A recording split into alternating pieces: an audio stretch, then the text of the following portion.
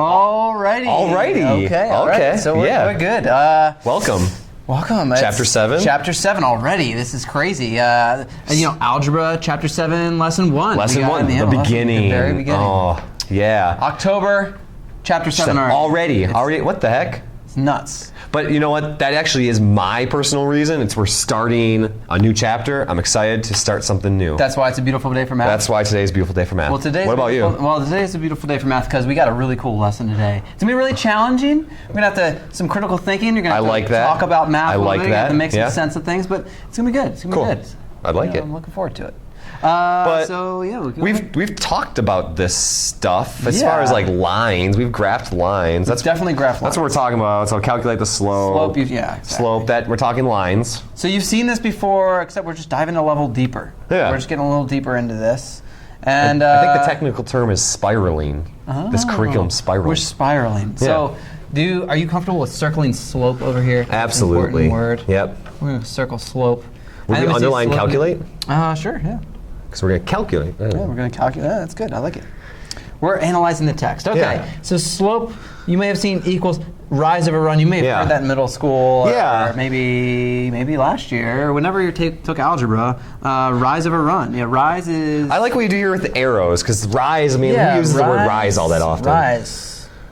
Up or down. Right? Negative rise or positive rise. Right, yeah. So you can either going up or down for the top of the fraction, which is the numerator, or run I always think of as just to the right. Always to the right. Always to the right. Like how we read in English. Yeah, exactly. I say the same thing. And then the other thing I always say, and I try to make sure that they see a couple different ways to represent slope. You might see this as this little triangle here. Delta. And a Y, yeah, the delta. Delta is the triangle piece. That's a Greek letter for change.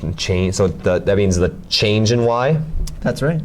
And then the change in x. Yeah. So how is the y changing? Then the y is the up and down. So that's why we got up and down. Rise. Okay. Yeah. Y-axis. And then the x-axis is this. So the change in x is left. We got mad pencil going on. I know. So yeah, but that's exactly what it is. How is the y changing divided by how is the x changing? That's exactly what slope is. That's what it is. That is what it is. So we're gonna do this graphically and then algebraically. Yep. So graphically, we have a little piece of graph paper, and we're gonna graph these points. So we're gonna find the slope between these 2 points. Got it. So we've done this. This is the chapter 1 skill. So points, right? that means that's -2. So we go left 2. So left 2, and then -3 means down 3. Yep. So left 2, down 3. Perfect. And then 3, 7. So start back in the middle. So right 3, up 7. There you go. There. Perfect. Okay. So we're trying to find the slope between those 2 points. Yep. And so like how we read in English, we start from the left. So I'm going to start here, left. And then to get to there, we're going to have to go up. We're going to have to rise. So I'm going to draw a little slope triangle. Is that okay? Sure, yeah. Go for it. So we go all the way up to there. And then, like, if you're trying to meet your buddy, you're going to go to the right this many blocks to get to your buddy's house. Yeah, that's a good way of putting it. I like that. So let's see. You would go up 1, 2, 3, 4, 5, 6, 7, 8, 9, 10. You go up 10 blocks. I like how you counted that with your pencil, though, because I see a lot of students that just kind of like try to stare at it. Don't make it more difficult. No. Count with your pencil. Put your pencil there.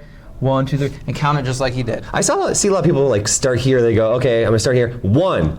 Yeah. 2. No, like if you're going to your buddy's house, you start here, you move a block, that's 1 block. Right. You walk, you have to walk. You gotta walk. Gotta walk. And then run. Over 5 to the right, always to the right, so over 5. Yep. So the slope. You got it. Which is the m. Maybe I could say that here. Slope is also m. That's good. I can see why this is confusing for students. There's so many ways to do this. Keep it simple, people. I don't know why mathematicians are supposed to keep it simple, and then we got all this crazy. It's all the same thing. Slope. It's the same thing. Slope. So the rise, I rise 10. Yep. And I run 5. I go to the right 5. Up 10 over 5. Up 10 over 5. And then we were simplifying. We're simplifying fractions. I don't know. You can divide both 5 and 10 by 5. Yep. That's one way to do it, sure. 10 divided by 5 is 2. 5 divided by 5 is 1. 2 over 1 is just 2. Yeah. So some people will know that 10 divided by 5 is 2, and that's okay too. Absolutely. As well. Just wanted to show how, perhaps a way to simplify fractions. Show how you simplify fractions. Love it, love it. Yeah. So slope is 2, okay. Cool, cool. I'm going to draw a little line around this so we don't get confused with that. Thank you. So that's how you do it graphically. That's graphically right there. So the slope is 2. Slope is 2. All right. And we'll circle this. Oh, thank goodness, yeah. So now we're really going to do the same thing, except we're going to use a formula, because not all the points are going to be on the graph. Right. I mean, sometimes we'll have points that are way far away, and you don't really want to graph or count individually. So you don't want to deal with that. What we're going to do here is we're going to use this formula.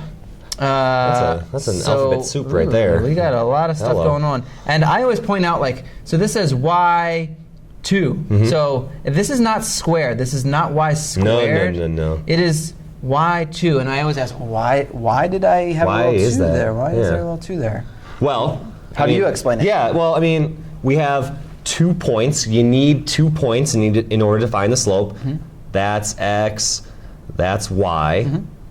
But this is the first point, so I put little 1s down here to kind of illustrate that that's the first point. Okay. And then similar logic here, that's x, that's y, but that's the second point. That's a 2. That's a 2. Right, yeah, so we got 2 x coordinates and 2 y coordinates. We need to distinguish between the 2 of them. So you label them as, oh, there's the first one, there's the second one. Right? I just wrote 1 instead of 2. Whoa. So the first point, x1, y1.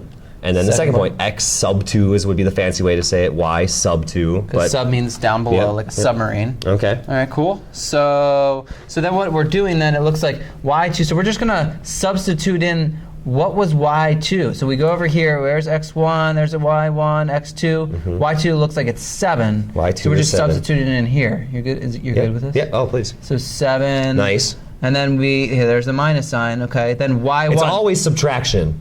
Yeah. It's always subtraction. Subtracting whatever the value for y1 is. So you just match it up then. Oh, here's -3. So since I already have a minus here, I'm going to put it in parentheses. So that I don't get confused. Then the division symbol here. Okay. So then x2, x sub 2 is, so that's the second one, right? So it's right there. That's 3. The second x is 3. And I'm subtracting. It's always subtraction. Always subtraction. Don't get it twisted.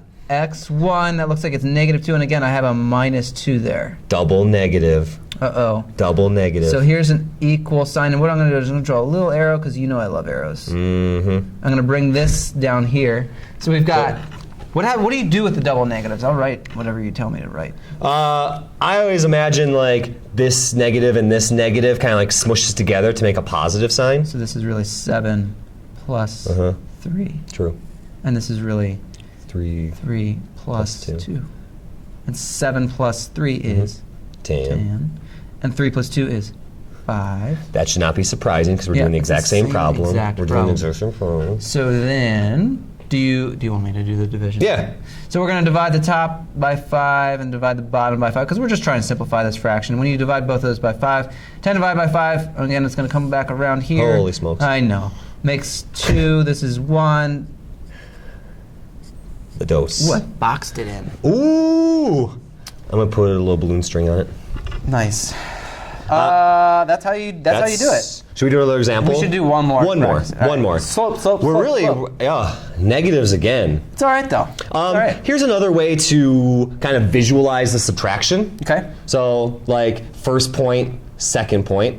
So the formula says subtract the y's. So I'm going to start with the second point. You know you love arrows. Oh. Subtract. That's awesome. So the slope is 13 minus -5.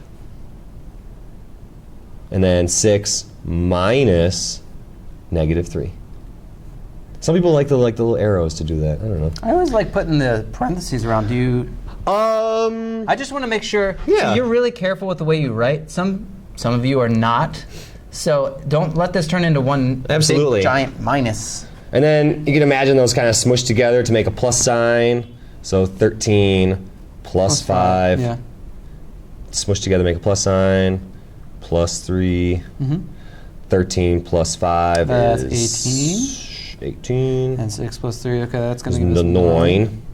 Sweet. And then do the same thing. We got to simplify 18. Divide by. We can divide by. That's why knowing multiples is really important. Like we did it on day 1. Day 1. See how it all fits together? It all comes back. Oh man. I know this. 18 and 9. I can divide both those by 9. Yep. Let's get serious.